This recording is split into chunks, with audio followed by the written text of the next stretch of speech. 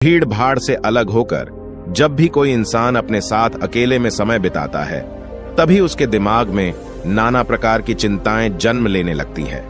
मनुष्य की प्रवृत्ति ही ऐसी है कि वो ज्यादातर समय नकारात्मक ही सोचता है। अपने लक्ष्य को कैसे प्राप्त किया जाए, ये सोचने की जगह है। वो ये सोचता है कि अगर लक्ष्य पूरा नहीं हुआ तो मैं क्या करूंगा, और इस प्रकार की नकारात्मक विचारधारा के कारण जीवन परांत डर डर कर जीता रहता है।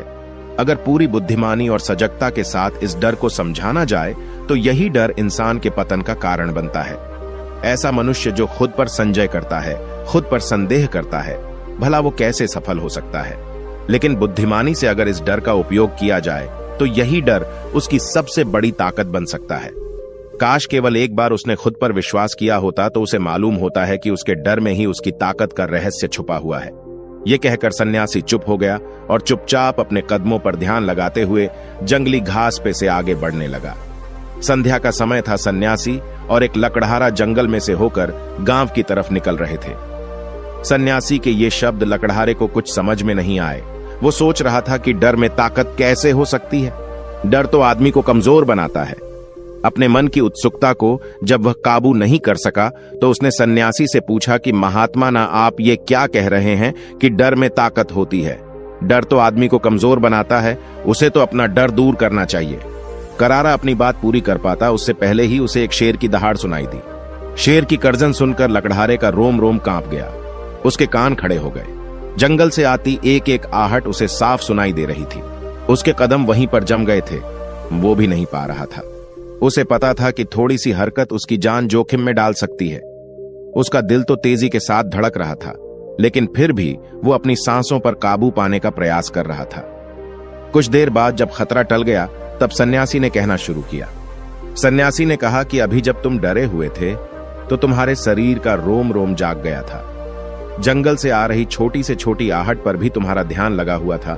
तो इस प्रकार अपने मन के डर के कारण तुम होश में आ पाए, तुम पूरा ध्यान लगा पाए। इससे पहले जब तक तुम्हें शेर की दहाड़ सुनाई नहीं दी थी तब तक तुम अपने विचारों में खोए हुए थे। लेकिन जैसे ही तुम्हें शेर की दहाड़ सुनाई दी वैसे ही तुम्हारे सारे विचार गायब होकर हम वर्तमान में उपस्थित हो गए थे।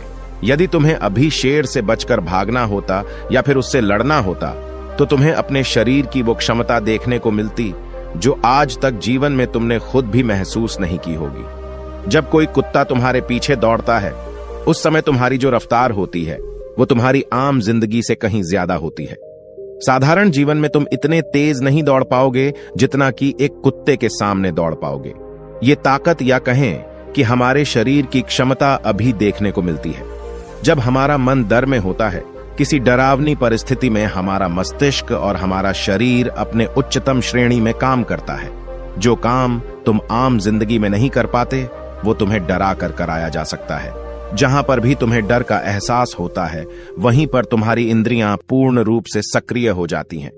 तुम्हारे कानों की सुनने की क्षमता तेज हो जाती है, दृष्टि एकटक हो जाती है, पूरी सजग हो जाती है, सक्रियता बढ़ जाती है। और जैसे जैसे वो डर खत्म होता है वैसे वैसे तुम सुप्त अवस्था में चले जाते हो। तुम सो जाते हो और तुम्हारे इंद्रिय फिर से आराम की स्थिति में चली जाती है।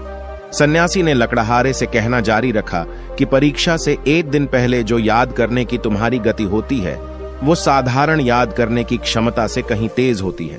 सिर्फ एक बार याद किया हुआ तुम्हें परीक्षा के समय याद रह जाता है और तुम जानते हो कि ये सब परीक्षा के डर से ही होता है। इसीलिए डर को दूर करने की जगह इंसान को यह सोचना चाहिए कि वो अपने डर को ताकत कैसे बना सकता है। जिस प्रकार सुख और दुख, प्रकाश और अंधेरा एक ही सिक्के के दो पहलू होते हैं, उसी प्रकार डर और ताकत भी एक ही सिक्के के दो पहलू होते हैं। जिस प्रकार रोशनी के बिना अंधेरा पूर्ण नहीं होता, सुख के बिना दुख पूर्ण नहीं होता, उसी प्रकार डर के बिना ताकत का भी कोई महत्व नहीं है।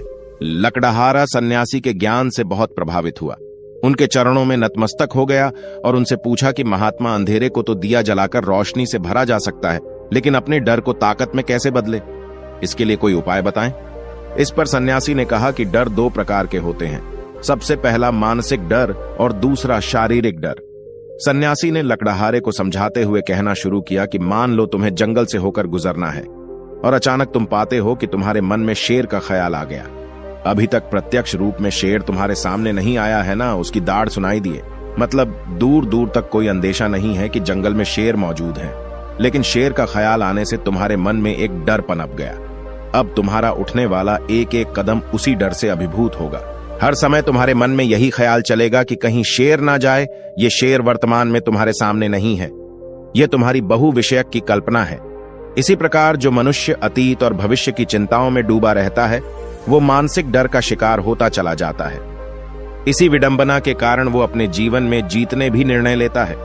वो सारे मानसिक डर से ग्रसित होते हैं। इसीलिए ज्यादातर मनुष्य पूर्ण रूप से अपने निर्णय पर भरोसा नहीं कर पाते हैं, और यही निर्णय या फिर फैसले जो आधे मन से लिए जाते हैं, मनुष्य के कार्य को पूरा नहीं होने देते। लेकिन यह भी सत्य है कि मानसिक डर के कारण ही इंसान अपनी तैयारी पूरी करता है। अगर तुम्हारे मन में शेर का ख्याल नहीं आएगा तो तुम शेर से सुरक्षा के लिए कोई भी कदम नहीं उठाओगे। लेकिन अगर तुम्हें शेर का ख्याल आ गया तो तुम उससे सुरक्षा के लिए कोई ना कोई तरीका जरूर अपनाओगे। तो इसीलिए मानसिक डर बेकार नहीं होता, वो आपकी सुरक्षा को और ज्यादा मजबूत भी करता है।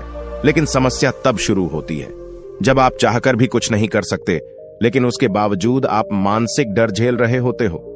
उदाहरण के लिए कुछ मनुष्य हमेशा ये सोचते रहते हैं कि उन्हें कोई बीमारी ना हो जाए, कहीं उनके साथ कोई दुर्घटना घट जाए, कहीं उनके साथ कोई धोखा ना कर दे।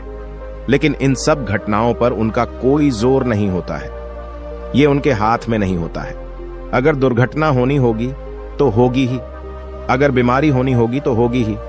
अच्छा खान पान और अच्छी दिनचर्या का पालन करने के बाद भी अगर कोई मनुष्य बीमार हो जाता है तो ये उसके नियंत्रण के परे की बात है। अपनी तरफ से उसने पूरी कोशिश की और यही उसका कर्तव्य था। उसमें कोई कुछ क्या कर सकता है? जो घटनाएं इंसान की पहुंच के परे होती है वो उनसे भी परेशान होता रहता है, उनसे भी उसका मन घबराता रहता है, और यही मानसिक डर उसके पतन का कारण बनता है। और यही मानसिक डर अगर सही तरीके से इस्तेमाल किया जाए तो मनुष्य समझदार और अनुभवी कहलाएगा। जो इंसान ये सोचता है कि कांटे सिर्फ दर्द देने के लिए ही बने हैं, वो ये भूल जाता है कि कांटे ही फूलों की रक्षा करते हैं। इसी प्रकार एक ज्ञानी मनुष्य किसी भी चीज का उपयोग अपने सकारात्मक तरीके से कर सकता है, लेकिन एक अज्ञानी मनुष्य है अपनी अज्ञानतावश उन चीजों को भी छोड़ देता है जो उसके लिए उपयोगी होती है। विवेकशील मनुष्य फेंके गए पत्थरों का भी महल खड़ा कर लेता है, लेकिन एक वैज्ञानिक मनुष्य उन पत्थरों को दूसरों पर फेंकता रहता है। अगर किसी मनुष्य को अपने मानसिक डर को ताकत में बदलना है तो उसके कुछ नियम हैं, कुछ उपाय है। सबसे पहला उपाय, अपने विचारों का निरीक्षण।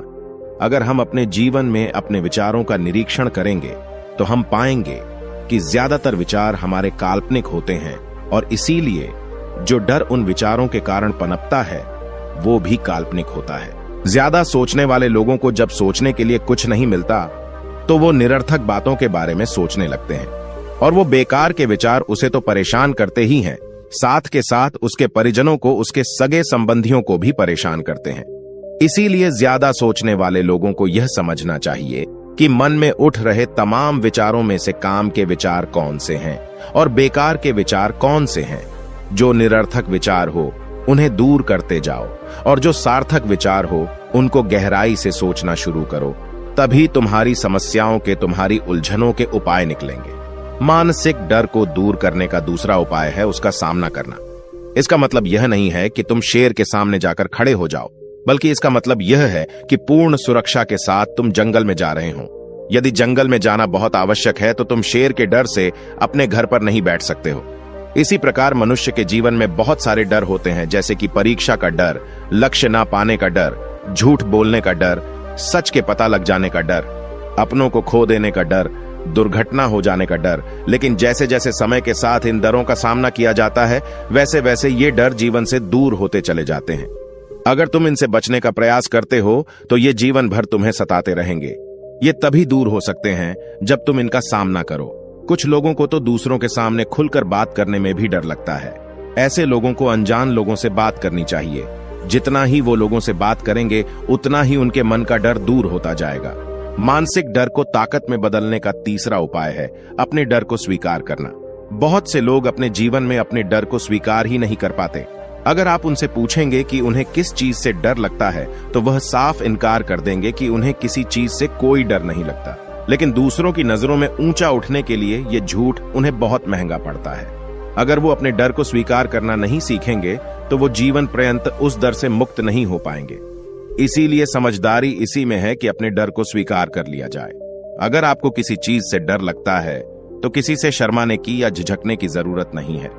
हर मनुष्य को, हर इंसान को किसी ना किसी चीज से डर लगता ही है, और आप पाएंगे कि जैसे ही आप अपने डर को स्वीकार करते हैं वैसे ही आपका डर खत्म होना शुरू हो जाता है। और जितना ही आप अपने डर को छुपाने की कोशिश करेंगे, आपका डर उतना ही मजबूत होता चला जाता है। ये सारे तरीके तुम्हारे मानसिक डर को दूर कर सकते हैं, लेकिन शारीरिक डर को दूर करने के लिए तुम्हें दूसरे तरीके अपनाने होंगे। सबसे पहले यह समझो कि शारीरिक डर कौन सा होता है। मान लो तुम किसी जंगल से गुजर रहे हो और अचानक तुम्हारे सामने शेर आ जाता है। तुमने पहले नहीं सोचा था कि शेर तुम्हारे सामने आ सकता है, लेकिन जब वो तुम्हारे सामने आता है तो तुम्हारी सारी शारीरिक गतिविधि या शिथिल हो जाती है। तुम्हारी सांसें अटक जाती हैं, मस्तिष्क काम करना बंद कर देता है और तुम्हारा दिल तेजी के साथ धड़कने लगता है। तो इसीलिए जब बिन सोची बात हमारे साथ घटित होती है तो हमारा शरीर उस डर को महसूस कर पाता है, और वही शारीरिक डर कहलाता है। ऐसे समय में शारीरिक डर को दूर करने के कुछ उपाय हैं, कुछ तरीके हैं। सबसे पहला उपाय तो यही है कि अपने ऊपर संयम रखें। जब किसी मनुष्य के साथ बिन सोची बात घटती है तो सबसे पहले उसका संयम टूट जाता है, और संयम टूटने के साथ उसका मस्तिष्क काम करना बंद कर देता है, और इसी वजह से सोचने और समझने की प्रक्रिया भी रुक जाती है, क्योंकि हमारा शरीर उसी प्रकार कार्य करेगा। इस प्रकार हमारा मस्तिष्क उसे निर्देश देगा।